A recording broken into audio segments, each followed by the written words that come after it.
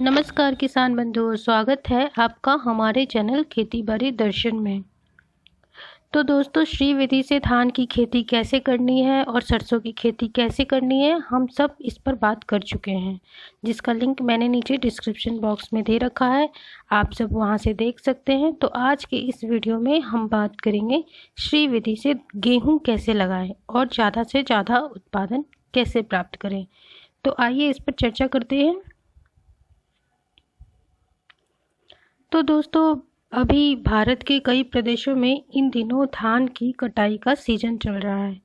नवंबर दिसंबर में इन्हीं खेतों में गेहूं की बुआई होगी।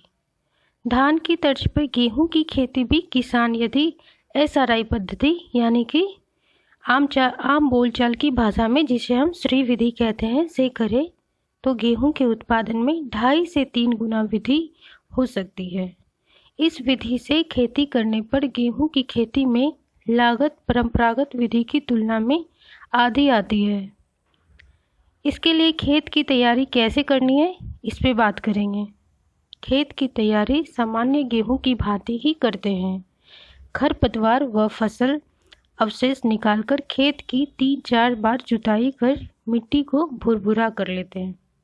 उसके बाद पाटा चलाकर खेत को समतल कर जल निकासी का उचित प्रबंध करें।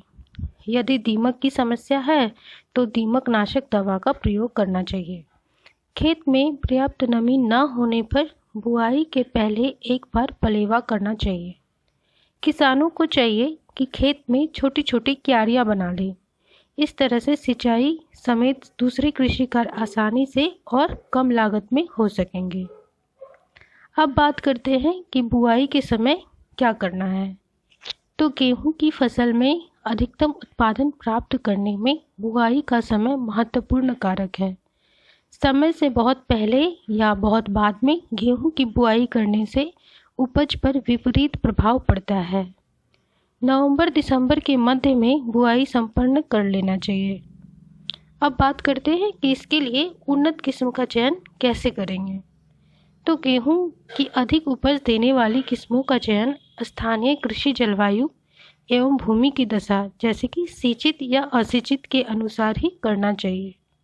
क्षेत्र विशेष के लिए संस्तुति किस्मों के प्रमाणित बीज का ही उपयोग करें। अब बात करते हैं कि बीज दर एवं बीज शोधन के बारे में। तो उन्नत बौनी किस्मों के प्रमाणित बीज का चयन करें। बुआई के लिए प्रति एकड़ 10 किलोग्राम बीज का उपयोग करना चाहिए। सबसे पहले 20 लीटर पानी का एक बर्तन, मिट्टी का पात्र, घड़ा या फिर नाद, आप जिसमें बेहतर कर सकते हैं ले लीजिए। उसमें गर्म पानी, उसे 60 डिग्री से यानी कि गुनगुना होने तक गर्म करें। अब चयनित बीजों को इस गर्म पानी में डाल दें। तैरने वाले हल्के बीजों को निकाल दें। अब इस पानी में 3 किलो केंचुआ खाद, 2 किलो गुड़ एवं 4 लीटर देसी गौमूत्र मिलाकर बीज के साथ अच्छी प्रकार से मिलाएं। अब इस मिश्रण को 6 से 8 घंटे के लिए छोड़ दें। बाद में इस मिश्रण को जूट के बोरे में भरें, जिससे मिश्रण का पानी निथर जाए। इस पानी को एकत्रित कर खेत में छिड़कना लाभप्रद हो रहता है। अब बीज एवं ठोस पदार्थ कवाबिस्टिन 2 से 3 ग्राम प्रति किलोग्राम या ट्राइकोडर्मा 7.5 ग्राम प्रति किलोग्राम के साथ पीएसबी कल्चर 6 ग्राम और एजोटोबैक्टर कल्चर 6 ग्राम प्रति किलोग्राम बीज के हिसाब से उपचारित कर नम जूट बैग के ऊपर छाया में फैला देना चाहिए। लगभग 10 से 12 घंटे में बीज बुआई के लिए तैयार हो जाते हैं। इस समय तक बीज अंकुरित अवस्था में आ जाते हैं। इसी अंकुरित बीज को बोने के लिए इस्तेमाल करना है। अब इस प्रकार से बीजोपचार करने से बीज अंकुरण क्षमता और पौधे के बीज उपचार के कारण जड़ में लगने वाले रोग की रोकथाम हो जाती है। नवजात पौधे के लिए गौमूत्र प्राकृतिक खाद का काम करता है। ये सब तो हम लोग जानते भी हैं, इसलिए इसे ज़रूर करें। बुआई की विधि के बारे में बात कर लेते हैं। तो जैसा कि मैंने बताया है कि बुआई के समय मृदा में पर्याप्त नमी होना आवश्यक है। क्योंकि बुआई हेतु अंकुरित बीज का प्रयोग किया जाना है। सूखे खेत में पलेवा देकर ही बुआई करना चाहिए। बीजों को कतार में 20 सेंटीमीटर की दूरी में लगाया जाता है। इसके लिए देसी हल या पतली कुदाली की सहायता से 20 सेंटीमीटर की दूरी पर 3 से 4 सेंटीमीटर गहरी नाली बनाते हैं और इसमें 20 सेंटीमीटर की दूरी पर एक स्थान पर 2 बीज डालते हैं। बुआई के बाद बीज को हल्की मिट्टी से ढक देते हैं। बुआई के 2 से 3 दिन में पौधे निकल जाते हैं। खाली स्थान पर नया शोधित बीज लगाना अनिवार्य है।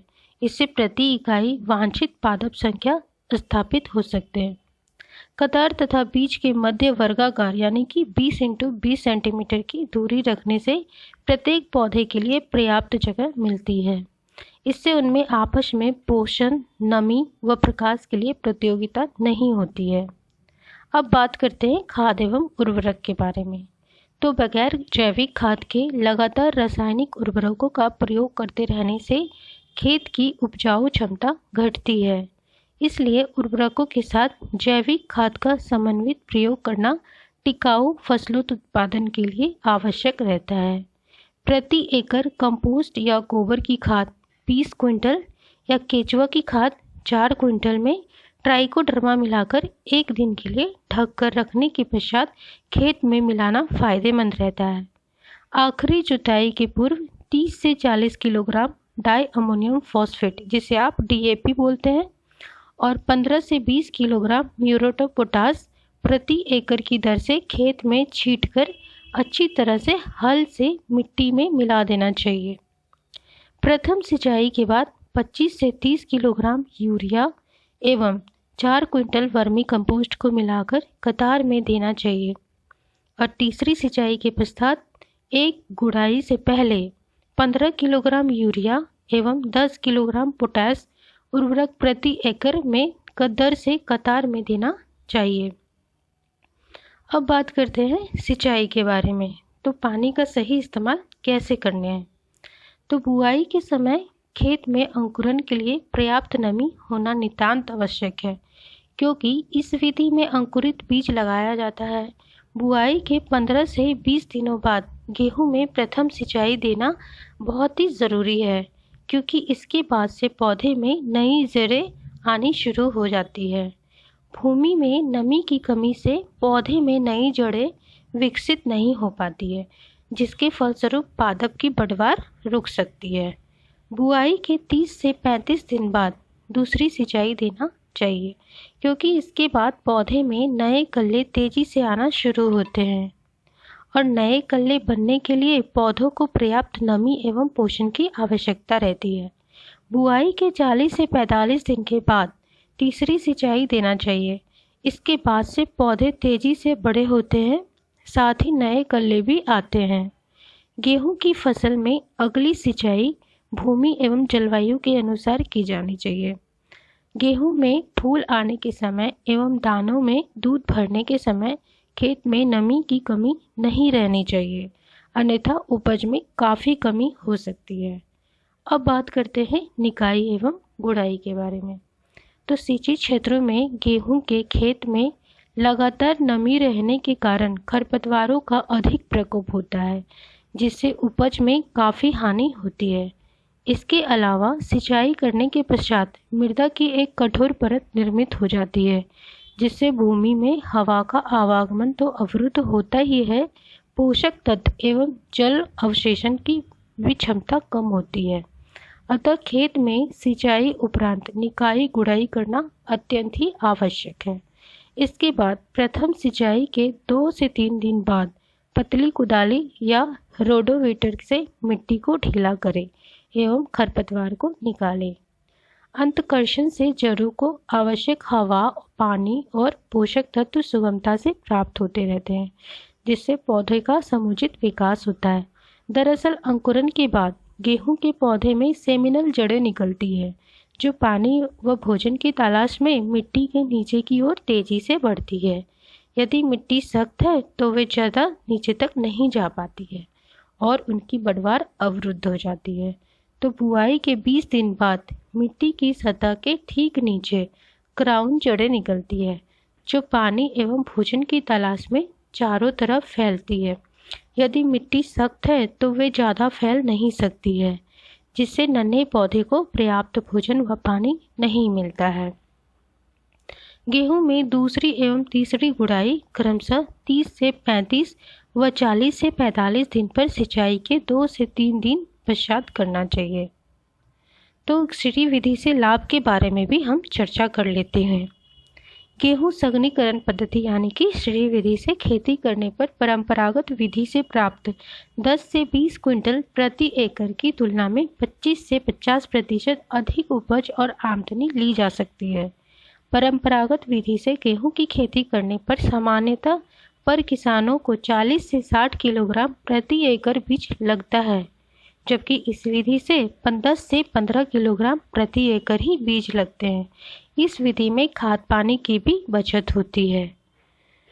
तो दोस्तों, आज आपने श्री विधि से गेहूं लगाने की प्रक्रिया को आप जान चुके हैं। तो आशा करती हूँ कि आप इसे अपने खेतों में ज़रूर अपनाएंगे और कम लागत में ज़्यादा से ज़्यादा उत्पादन भी प्राप्त करेंगे।